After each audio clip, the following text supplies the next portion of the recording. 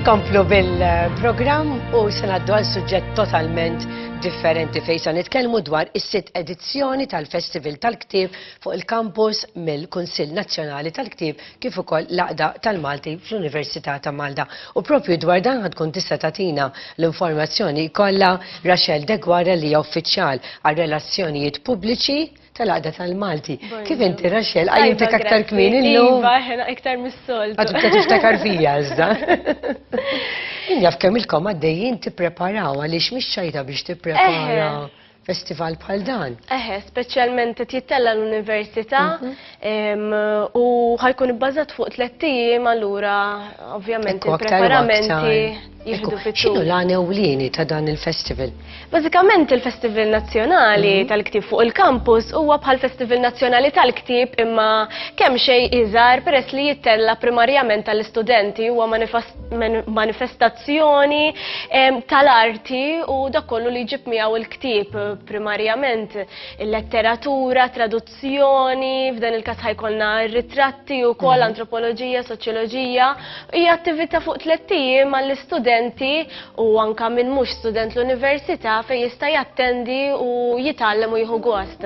Palissa fil-fatt qegħdin naraw il-poster hawnhekk li fis-27, it-28 mid-9 ta' filgħodu sal-4, imbagħad fid-29 ta' Marzu mid-9 ta' filgħodu aktar tard, ġifieri tibqgħu għaddejjin u xek. Eżattament, fil-fatt fid-29 ta' Marzu l-aħħar attività ħatkun fit-8 ta' filgħaxija fejn ħajkonna l-mużika live biex dak li jkun anke jekk l-attivitajiet l-oħrajn huma fil-ħinijiet tax-xogħol ikun jista' jattendi wara. X'għand li nibdew nek semmejtu wkoll il-festival huwa mimli attivitajiet minn workshops hemm films marbuta mal-letteratura, saqari, intervisti mawturi, pitturi, illustraturi, verament xi ħaġa interessanti. Iva, hemm ftit minn kollox, mhux biss għal min tinteressaħ id-dinja intellettwali, imma anke għal min ukoll iħobb eżempju il-mużika, sempliċiment iħobb jaqra poeżija, eżempju jaf japprezza l-letteratura bil-Malti speċjalment u anke mhux bil-Malti.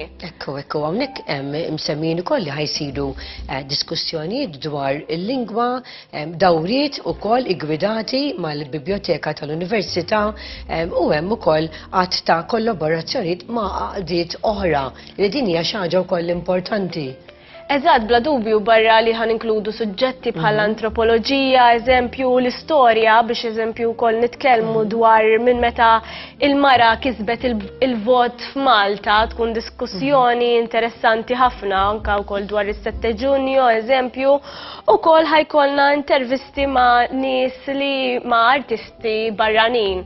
Il-mistident tagħna din is-sena ħajkun Rod Mengen li hija interessanti ħafna għax artist ħajamel intervista lill-artist ieħor, ġifieri mhux intervistat minn ġurnalist, iżda l-artisti li xulxin. Ekku, tajb li ngħidu wkoll li dan huwa l-mistieden anzi speċjali li ħajkolna din id-darba aħna hawnhekk ngħidu dak li jkun illi m'għandux jitlef din l-okkażjoni għaliex din is-sena huwa l-poeta kritiku letterarju u traduttur ukoll Brittaniku, ġifieri hemm ħafna xwieħed il-mod ta' kif se jagħmel il-mistoqsijiet meta huwa midħla daqshekk ta' xogħlijiet fejn jidħlu xogħlijiet letterarji, allura aktar se joħroġ dawk li se jattendu anke jekk forsi mhumiex daqshekk midħla tal-letteratura imma li tisma' titgħallem.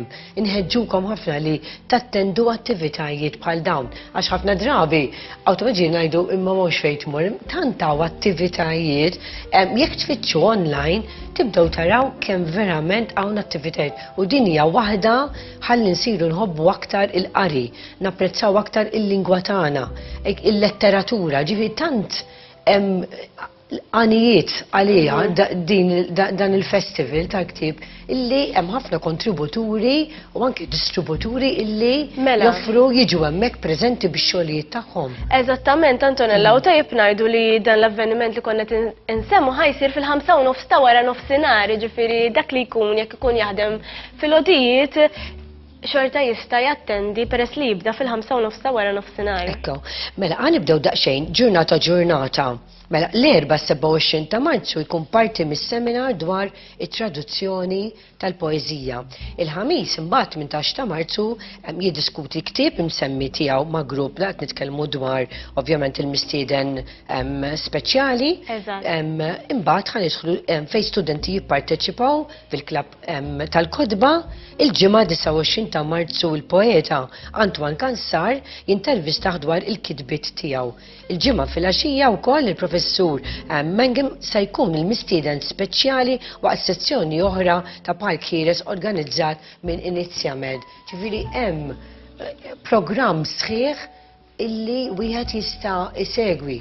Bla dubju, Antonella, anka eżempju l-avveniment tal-Park Ħieles ismu miegħu Open Mic, jekk hemm xi telespettaturi li iħobbu jikdbu u ħassew li dejjem iħallu il-kitbit tagħhom fil-kexxun, ninkoraġġuhom dan avveniment li ħajsir il-ġimgħa jibda fis-7:15 jiġu f'dan il-Park Ħieles ismu miegħu jiġifieri m'għandekx obbligazzjonijiet,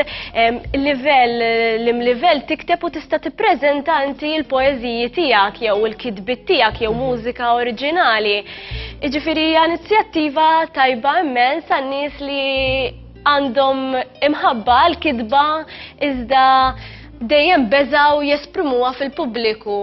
Il-Park Ħieles ikun hemm ħafna studenti u nies li dejjem jipprovaw jikdbu jew xtaqgħu jikdbu jgħidu għalfejn ma mmurx hemmhekk biex nesprim il-kitba tiegħi u nieħu ftit kritika li tkun kostruttiva. Ġifieri li żomma għalik il-kitba xaġa sabiħa li inti taqsam il-kitba tiegħek dak li ħassejt inti l-emozzjonijiet, ir-rakkont jista' jkun ukoll mill-ħajja ta' dak li jkun għaliex il-qari u l-kitba dejjem tieħu forom differenti, kull min jikteb għandu l-istil tiegħu wkoll. Bla dubju, Antonella, u anke tkun flima forma tkun, jiġifieri jekk dak li jkun iħossu komdu jikteb silta minn djarju li jaħseb li jekk jaqsamha man-nies daw jistgħu jitgħallmu xi ħaġa jew inkella jħossu iktar komdu jesprimi ruħu b'poeżija, għaliex le, kulħadd għandu l-istil tiegħu. Eżatt. Tajjeb billi ngħidulkom illi dħul huwa b'xejn. Mela. Il-festival jagħlaq il-ġimgħa mela b'gig mill-grupp mużikali Malti di Basker. Eżattament. Dak li jkun forsi jixtieq aktar informazzjoni. Mela, għal aktar informazzjoni jistgħu jidħlu fil-paġna ta' Facebook tal-Għaqda tal-Malti fejn hemmhekk intellaw l-avvenimenti u hemm l-informazzjoni kollha bażika. Jistgħu wkoll isegwu il-paġna tal-Kunsill Nazzjonali tal-Ktieb fejn peress li daw l-avvenimenti qegħdin jittellaw bejn l-Għaqda tal-Malti u l-Kunsill Nazzjonali tal-Ktieb hemmhekk hemm l-informazzjoni li għandhom isibu wkoll. Ekku, jiena minn hawnhekk nixtieq ngħid proset it-tim kollu għaliex min jaf x'tim hemm biex tkunu tistgħu ittellaw attività bħal din. Tim professjonali.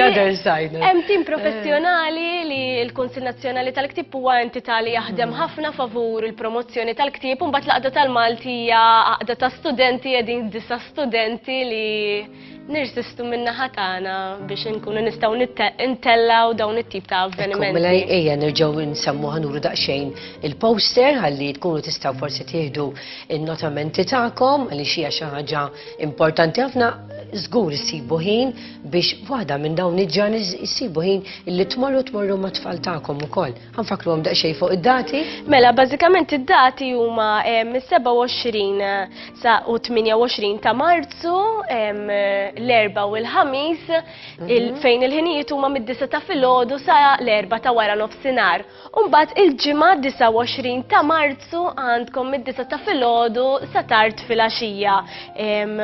Ġifieri nispiċċaw il-mużika live tibda mit-8 mbagħad dak li jkun jista' jibqa' hemm wara l-mużika jgħid kelma u nissoċjalizzaw bejnietna. Ekku, jiena Rachelle, nirringrazzjak tal-li għoġbok tkun magħna hawnhekk dan il-programm. Grazzi lilek Antonella u lit-telespettaturi. Grazzi u l-kumplament tal-jum it-tajjeb.